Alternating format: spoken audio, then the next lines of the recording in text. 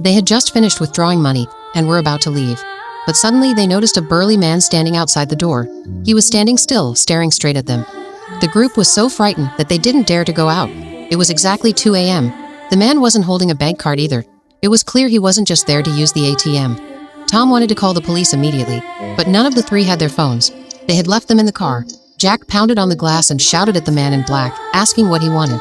But the man didn't say a word. He just kept standing there staring at them. As they were trying to figure out what to do next, a dog's bark in the distance suddenly caught the man's attention. The three quickly pressed against the glass to get a better look. To their horror, the man in black rushed over and knocked down a passerby. The sudden violence shocked them to the core. It was now clear that this man was a killer. In a panic, they searched for an emergency alarm button. But after searching for a long time, they couldn't find one. When they turned back around, the man in black was staring at them again. Tom told Lisa to get the car keys. If he could gather the courage to run to the car, he might be able to escape. But Jack advised him not to act rashly. If the guy had a gun, he'd be throwing his life away for nothing. Tom, frustrated, kept pounding on the glass. If they didn't come up with a plan soon, they'd eventually freeze to death inside.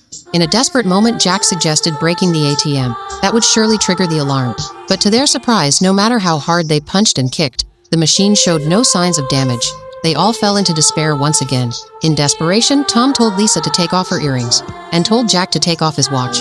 With those plus the $500 in cash, maybe they could bribe the killer to leave. So he put everything in an envelope and opened the door. Tom tossed the envelope in front of the stranger. As the man bent down to pick it up, Tom sprinted toward the car. But to his shock, the car's wiring had already been cut. With no other choice, he quickly searched Lisa's bag and pulled out a phone to call the police. But before he could even dial, the mysterious man was already standing in front of him. In a panic, he bolted out the other door. He didn't have time to pick up the phone from the ground. He rushed back inside the room in a panic. And just then, Lisa suddenly came up with a bold idea.